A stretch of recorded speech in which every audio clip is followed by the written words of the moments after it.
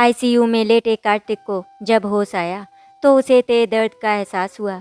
कमजोरी की वजह से कांपती आवाज़ में बोला, मैं कहाँ हूँ? पास खड़ी नर्स ने कहा, डॉक्टर कार्तिक आप अस्पताल में हैं, अब आप ठीक हैं, आपका एक्सीडेंट हो गया था। कहकर नर्स तुरंत सीनियर डॉक्टर को बुलाने चली गई। खबर पाते ही सीनियर डॉक्टर आए और डॉक्टर कार्तिक की जांच करने लगे।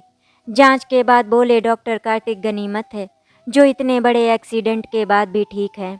हाँ, एक टांग में फ्रैक्चर हो गया है, कुछ जख्म है, आप जल्दी ठीक हो जाएंगे, घबराने की कोई बात नहीं। डॉक्टर के चले जाने के बाद नर्स ने डॉक्टर कार्तिक को बताया कि उसके परिवार वालों को सूचित कर दिया गया है, वे आते ही होंगे। फिर नर्स पास ही रखे स्टूल पर बैठ गई। कार्तिक गहरी सोच में पड़ गया कि अपनी जान बच जाने की खुशी मनाए या अपने जीवन की बर्बादी का शोक मनाए। कमजोरी के कारण उसने अपनी आंखें मूंद ली। एक डॉक्टर होने के नाते वो ये अच्छी तरह समझता था कि इस हालात में दिमाग और दिल के लिए कोई चिंता या सोच उसकी सेहत पर गलत असर डाल सकती है, पर वो क्या करे? वो भी तो एक इंसान है, उसके सीने में भी एक बेटे, एक भाई और पति का दिल धड़कता है। इन यादों और बातों से कहाँ और कैसे दूर जाए? आज उसे मालूम चला कि एक डॉक्टर होकर मरीज को हिदायत देना कितना आसान होता है, पर एक सामान्य मरीज बनकर उसका पालन करना कितना कठिन। डॉक्टर कार्तिक के दिलो दिमाग पर अतीत के बादल गरजने लगे। डॉक्टर कार्तिक को याद आया अपना वो पुराना जर्जर मकान, जहाँ वो अपने माता पिता और 2 बहनों के साथ रहता था। उसके पिता सरकारी क्लर्क थे। वे रोज़ सवेरे 9 बजे अपनी पुरानी साइकिल पर दफ्तर जाते और शाम को 6 बजे थके हारे लौटते। उसकी माँ बहुत ही सीधी सादी महिला थी। उसने उन्हें हमेशा घर के कामों में ही व्यस्त देखा, कभी आराम नहीं करती थी। वे तीनों भाई बहन पढ़ने लिखने में होशियार थे। जैसे ही बहनों की पढ़ाई खत्म हुई, उनकी शादी कर दी गई। पिताजी का आधे से ज़्यादा फंड बहनों की शादी में खर्च हो गया। उसके पिता की इच्छा थी कि वे अपने बेटे को डॉक्टर बनाएं। इस इच्छा के कारण उन्होंने अपने सारे सुख और आराम त्याग दिए। वे ना तो जर्जर मकान को ही ठीक करवा पाए और ना ही स्कूटर या कार ले पाए। बरसात में जब जगह जगह से छत से पानी टपकने लगता तो माँ जगह जगह बर्तन रखने लगती। ये सब देखकर उसका मन बहुत दुखता था। वो सोचता कि क्या करना ऐसी पढ़ाई का जो माँ बाप का सुख चैन ही छीन ले। पर जब वो डॉक्टरी की पढ़ाई कर रहा था तब पिता के चेहरे पर एक अलग खुशी दिखाई देती। उसे देख उसे बड़ा दिलासा मिलता था। तभी दरवाज़ा खुलने की आवाज़ उसे वर्तमान में लौटा लाई। उसके माता पिता और बहनें आई थी। पिता छड़ी टेकते हुए आ रहे थे, माँ को बहनें पकड़े थी। उसका मन घबराने लगा, सोचने लगा कि मैं कपूत उनके किसी काम नहीं आया, मगर वे आज भी उसके बुरे समय में उसके साथ खड़े थे। जिसे सबसे पहले यहाँ पहुँचना चाहिए था, उसका कोसों दूर तक पता नहीं। काश वो एक पक्षी होता, चुपके से उड़ जाता या कहीं छिप जाता। अपने माता पिता का सामना करने की हिम्मत उसमें नहीं हो रही थी। उसने आंखें बंद कर ली। माँ का रोना, बहनों का दिलासा देना, पिता का कुदरत से गुहार लगाना, सब उसके कानों में पिघले शीशे की तरह पड़ रहा था। तभी नर्स ने आकर सबको मरीज की खराब हालत का हवाला देते हुए बाहर जाने को कहा। माता पिता ने कार्तिक के सिर पर हाथ फेरा तो उसे लगा मानो ठंडी वादियों की हवा उसे सहला रही हो। धीरे धीरे सब बाहर चले गए। कार्तिक फिर अतीत के टूटे तार जोड़ने लगा। जैसे ही कार्तिक को डॉक्टर की डिग्री मिली, घर में खुशी की लहर दौड़ गई। माता पिता खुशी से फूले नहीं समा रहे थे, बहनें भी खुशी से बावली हुई जा रही थी। 2 दिन बाद ही इन खुशियों को 2 गुना करते हुए एक और खबर मिली।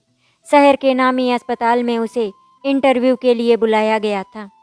2 सप्ताह बाद कार्तिक की उसमें नौकरी लग गई। उसके पिता की बहुत इच्छा थी कि वो अपना क्लिनिक भी खोले। उसने पिता की इच्छा पर अपनी हामी की मुहर लगा दी। वो अस्पताल में बड़े जोश से काम करने लगा। अभी कार्तिक की नौकरी लगे 1 साल भी नहीं हुआ था कि अचानक उसकी ज़िंदगी में एक ऐसा तूफान आया कि उसने उसके जीवन की दिशा ही बदल दी। दोपहर के लंच के बाद डॉक्टर कार्तिक डॉक्टर श्याम प्रसाद के साथ बातचीत कर रहा था। डॉक्टर श्याम प्रसाद सीनियर, अनुभवी और शालीन स्वभाव के थे। वे कार्तिक की मेहनत और लगन से प्रभावित होकर उसे छोटे भाई की तरह मानने लगे थे। उसी समय एक घायल लड़की को अस्पताल लाया गया। वो कॉलेज से आ रही थी कि उसकी साइकिल का बैलेंस बिगड़ गया और वो बुरी तरह जख्मी हो गई। डॉक्टर श्याम प्रसाद, कार्तिक और अन्य डॉक्टर उसके इलाज में जुट गए। उसे काफ़ी चोटें आई थी, एक टांग में फ्रैक्चर भी हो गया था। लड़की के माता पिता बहुत घबराए हुए थे। उन्हें दिलासा देकर बाहर वेटिंग हॉल में बैठने को कहा। लड़की के इलाज का जिम्मा डॉक्टर कार्तिक को सौंपा गया। लड़की बेहोश थी। उसके होश में आने की वहीं बैठकर इंतजार करने लगा। लड़की बहुत सुंदर थी, तीखे नैन नक्श, गोरा रंग, लंबे बाल। उसके होश में आने पर उसके माता पिता को बुलाया गया। बातों बातों में पता चला कि लड़की का नाम अनुपमा है। बीए फाइनल का आखिरी पेपर देकर लौट रही थी। सहेली के साथ बातें करती आ रही थी, तभी एक्सीडेंट हो गया। इनका परिवार पहाड़ी था, परंतु ईसाई धर्म अपना लिया था। उनकी बिरादरी में बहुत से परिवार थे जिन्होंने पाखंडों और रूढ़वादिता से तंग आकर अपनी इच्छा से इस धर्म को अपनाया था। अगले दिन जब कार्तिक वार्ड में मरीजों को देखने गया तो अनुपमा उसी वार्ड में थी। उसके माता पिता भी वहीं खड़े थे। डॉक्टर कार्तिक ने जब अनुपमा का हाल चाल पूछा तो उसने अपनी लंबी लंबी पलकें झपकाकर ठीक महसूस करने का इशारा कर दिया। उसके पिता उतावले से होकर पूछने लगे, डॉक्टर, हड्डी जुड़ने में कितना समय लगेगा? ठीक तो हो जाएगी ना? कार्तिक ने उन्हें धीरज बंधाते हुए कहा, हड्डी जुड़ने में थोड़ा समय लगेगा, आप चिंता ना करें, आपकी बेटी बिल्कुल ठीक हो जाएगी। ये सुनकर उन दोनों के चेहरे पर गहरी चिंता झलकने लगी। ये देखकर कार्तिक को हैरानी हुई। उसने अनुपमा के पिता से कहा, आपकी बेटी ठीक है, फिर ये चिंता किस लिए कर रहे हैं? इस पर अनुपमा के पिता ने झिझकते हुए बताया, डॉक्टर साहब, अनुपमा की परीक्षा खत्म होने के बाद सगाई होने वाली है। हमारी बिरादरी के एक आईएएस लड़के से इसकी शादी की बात पक्की हो रखी है। 3 दिन बाद लड़का सगाई की रस्म के लिए आने वाला है। उसके माता पिता यहीं रहते हैं। कार्तिक ने कहा, देखिए, आप पहले बेटी की सेहत पर ध्यान दीजिए, सगाई तो बाद में होती रहेगी।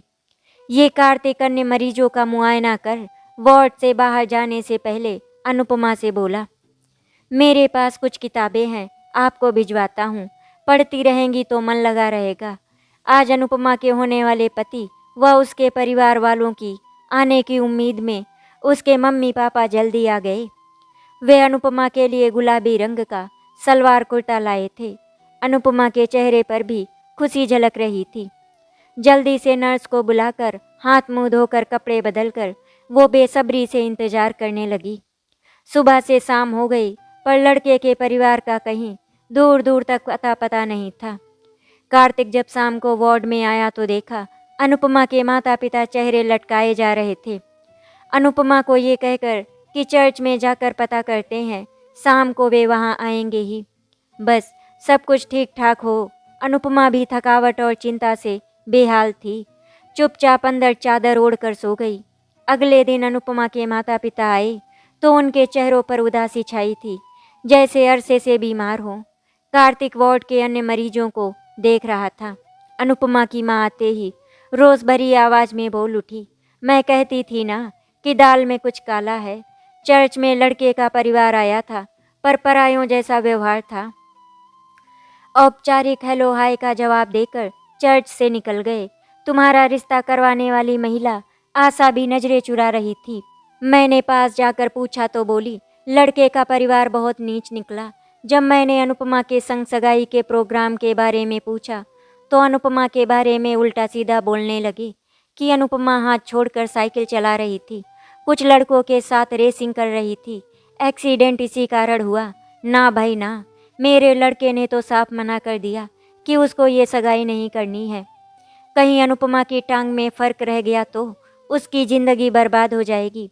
उसे तो आए दिन क्लब व पार्टियों में जाना पड़ता है। भाई हमने तो वही किया जो बेटे ने कहा। अच्छा हुआ अभी बातचीत ही हुई थी, कोई रस्म नहीं हुई थी। सारी बात सुनकर अनुपमा की माँ पस्त होकर स्टूल पर बैठ गई और सिसकने लगी। पिता भी सिर झुकाए पलंग पर बैठ गए। ये सब सुनकर अनुपमा गुस्से से कांपने लगी। फिर चिल्लाकर बोली, उनकी इतनी हिम्मत, मेरे लिए ऐसा बोला। उस दिन तो लड़के की माँ तारीफों के पुल बांध रही थी। अनुपमा के हाथ में चाय का ग्लास था, उसने उसे जोर से पटक दिया। वार्ड के अन्य मरीज उसे देखने लगे। डॉक्टर कार्तिक और उसके सहयोगी अनुपमा को शांत करने की कोशिश करने लगे। अनुपमा के पिता अनुपमा की माँ को डांटते हुए बोले, अभी सब कुछ बताना था। अनुपमा की माँ भी भरी बैठी थी, गुस्से में जोर से बोली, तो क्या बताने के लिए मुहूर्त निकलवाती।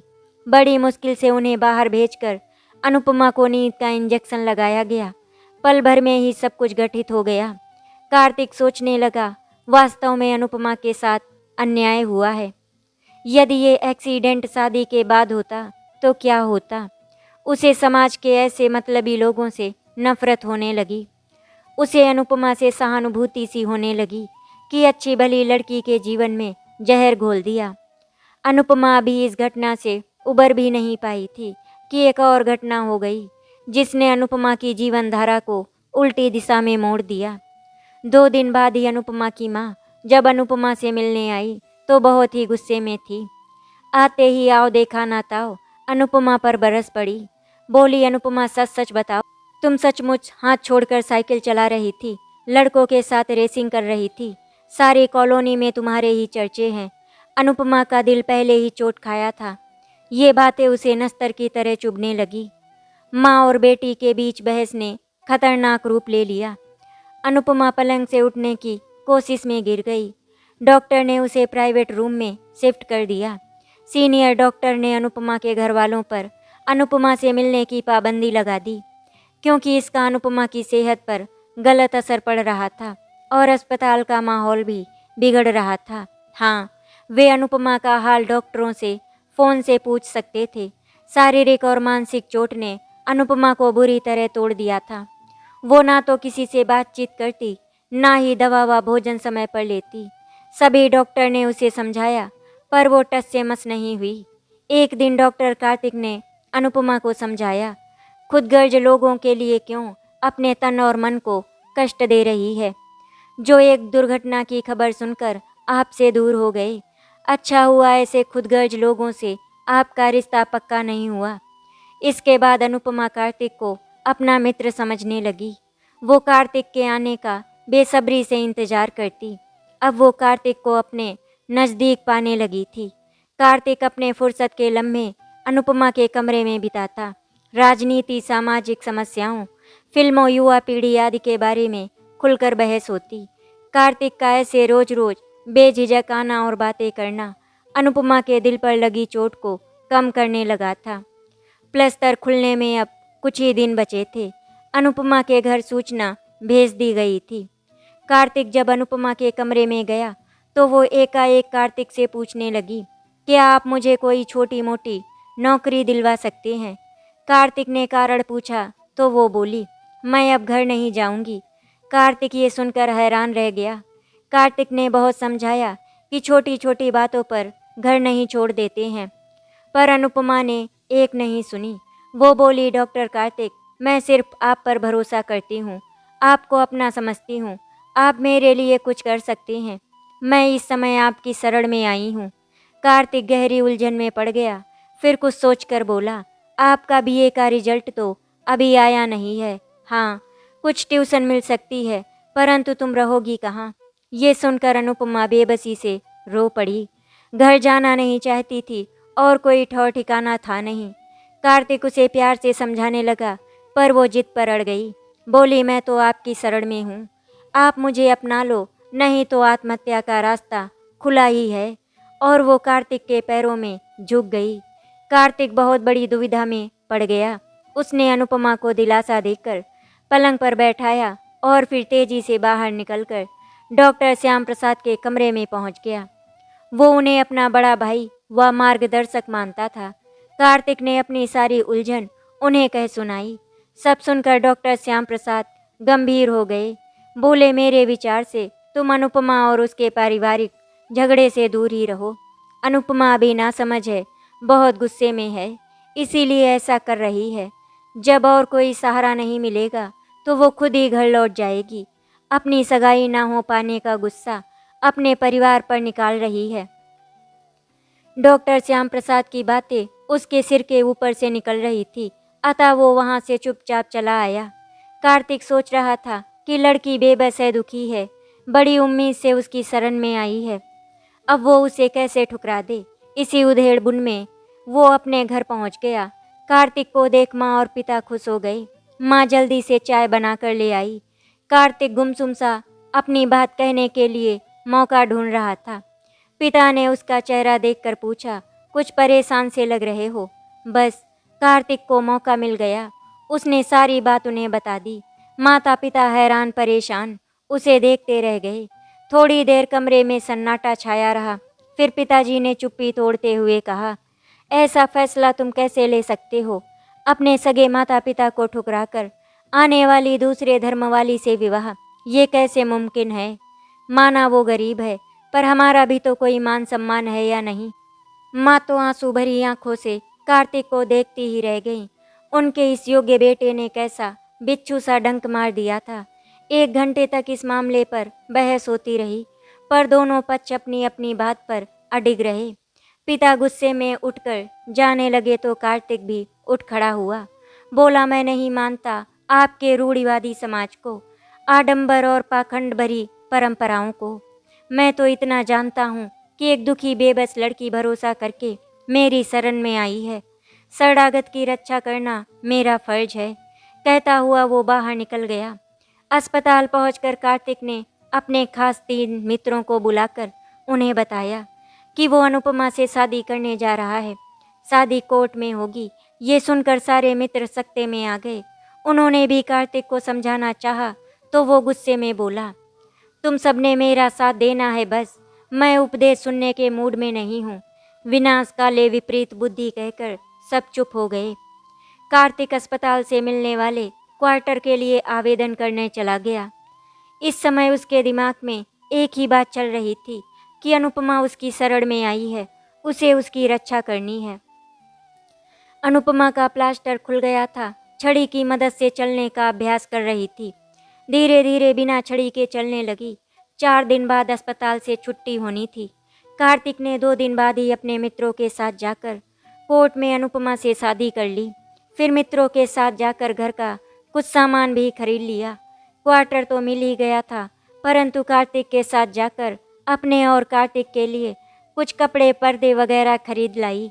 दोनों ने अपनी छोटी सी गृहस्थी जमा ली।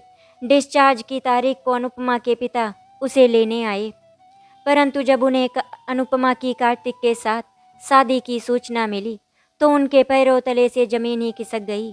मारे गुस्से के वे अस्पताल के प्रबंधक अधिकारी और डॉक्टरों पर बरसने लगे। वो पुलिस को बुलाने की धमकी देने लगे। ये सब सुनकर कार्तिक और अनुपमा अस्पताल आ पहुँचे। अनुपमा को देख पिता आग बबूला हो गए। अनुपमा पिता के सामने तनकर खड़ी हो गई और बोली, आप पहले मुझसे बात करिए। मैं और कार्तिक दोनों बालिग हैं, किसी पर तोहमत मत लगाइए। हमने अपनी इच्छा से शादी की है। अनुपमा के पिता ये सुनकर हैरान रह गए, फिर पैर पटकते हुए वहाँ से चले गए। उधर जब कार्तिक के घर ये खबर पहुंची तो माता पिता दोनों टूट गए।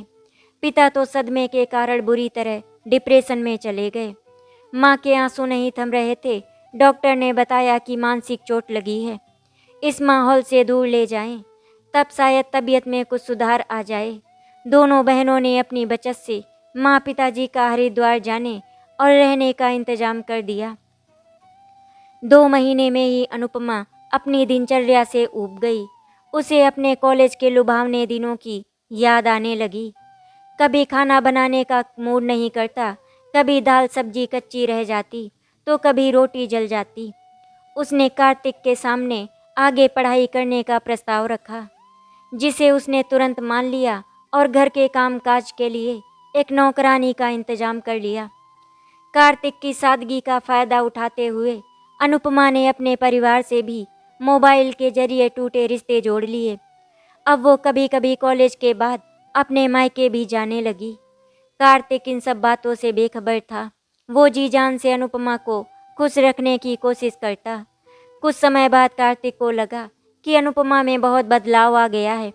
वो कॉलेज से आकर या तो लैपटॉप पर चैट करती है या फिर मोबाइल पर धीरे धीरे बातें करती रहती है। कार्तिक कब आया कब गया, खाना खाया या नहीं, उसे इस बात का कोई ध्यान ही नहीं रहता। उसने सब कुछ नौकरानी पर छोड़ दिया था। अब कार्तिक अंदर ही अंदर घुटने लगा। उसने पाया कि आजकल अनुपमा बात बात में किसी राहुल नाम के प्रोफेसर का जिक्र करती है, जैसे कितना अच्छा पढ़ाते हैं, बहुत बड़े स्कॉलर हैं, देखने में भी बहुत स्मार्ट हैं, आदि आदि।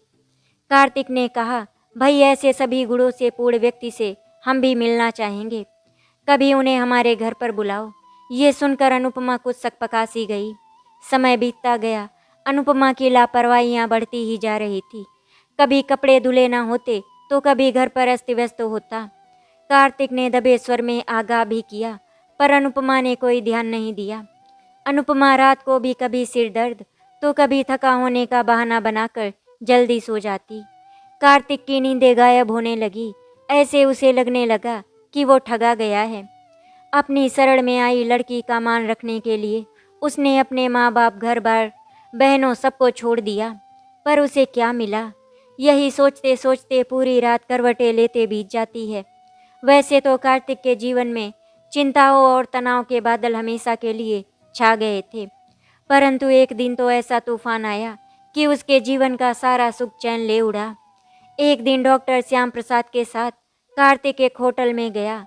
होटल में कॉफ़ी का ऑर्डर देकर वे बैठे ही थे कि अचानक हॉल के कोने में बैठे एक जोड़े पर कार्तिक की निगाह रुक गई। एक गोरा सुंदर सा युवक अपनी महिला साथी के हाथों को पकड़े बैठा था। कभी बातें करता तो कभी ठहाके लगाता। अचानक उस युवक ने उस युवती के हाथों को चूम लिया।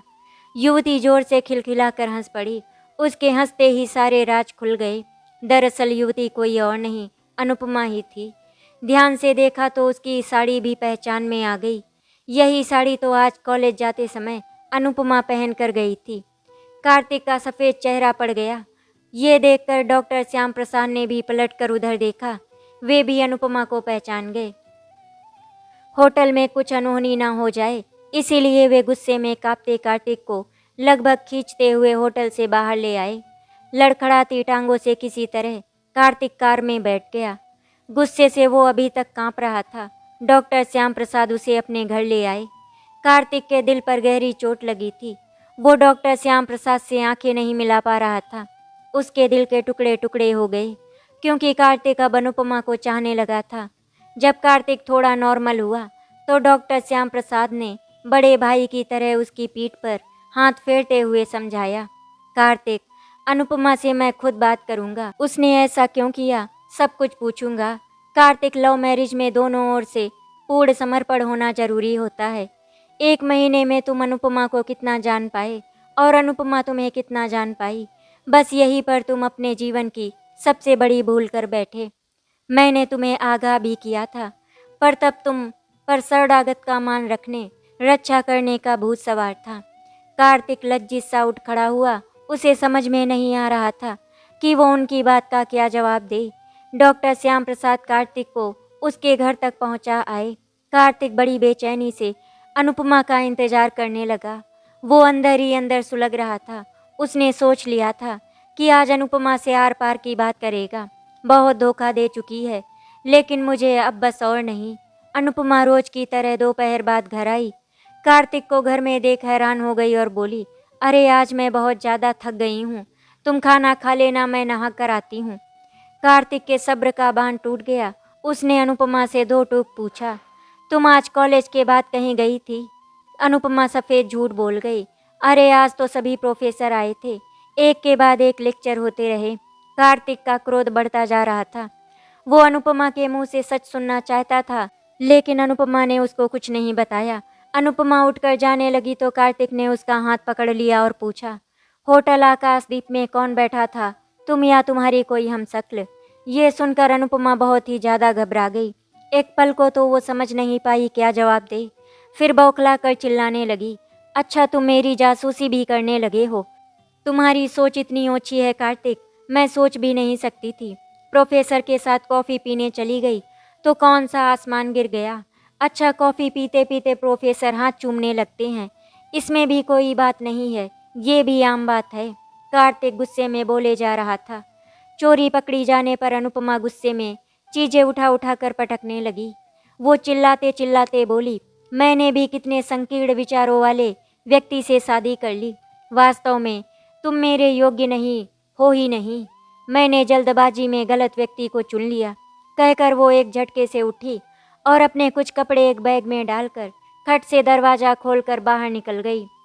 कार्तिक कुछ देर तक तो बुद्ध बना बैठा रहा। फिर अचानक उसे होश आया तो बाइक उठाकर अनुपमा को देखने निकल गया। अनुपमा की बातें कार्तिक के दिमाग पर ऐसे लग रही थी जैसे कोई हथौड़े से उस पर वार कर रहा हो, और बाइक चला रहा था पर उसका ध्यान था ही नहीं। अयोग्य व्यक्ति, संकीर्ण विचारों वाला, जासूसी करना, छोटी सोच, यही सारी उसकी बातें उसके दिमाग से टकरा रही थी। तभी उसकी बाइक सामने से तेजी से आ रही कार से जा टकराई और वो चिटक कर दूर जा गिरा। उसके बाद क्या हुआ उसे पता नहीं। अब अस्पताल में होश आया। अचानक किसी आवाज़ ने कार्तिक की तंद्रा टूटी तो उसने देखा सामने उसकी बहन और डॉक्टर श्याम प्रसाद खड़े थे। डॉक्टर श्याम प्रसाद ने उसे तसल्ली देते हुए कहा, कार्तिक, गनीमत है, इतना बड़ा एक्सीडेंट होने पर भी तुम खतरे से बाहर हो। अब तुम अनुपमा के बारे में सोचकर परेशान ना होना। अगर उसे अपनी गलती का एहसास हो गया तो वो माफ़ी मांगकर लौट आएगी, और अगर ऐसा नहीं करती है तो समझ लो वो तुम्हारे योग्य ही नहीं है। तुम उसे उसके हाल पर छोड़ दो, बस अब तुम जल्दी ठीक हो जाओ। बहन ने भी डॉक्टर श्याम प्रसाद के सुर में सुर मिलाया और बोली, कार्तिक, तुम भूल गए क्या?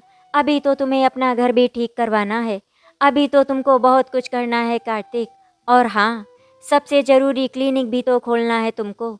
ये सुनकर कार्तिक तेज दर्द में भी मुस्कुरा दिया और फिर उसने सोच लिया कि अब वो अपने परिवार के साथ रहेगा। आशा करती हूँ आपको हमारी कहानी अच्छी लगी होगी। अगर आपको हमारी कहानी अच्छी लगी तो वीडियो को लाइक एंड शेयर करें, चैनल को सब्सक्राइब करें। वीडियो देखने के लिए आपका धन्यवाद।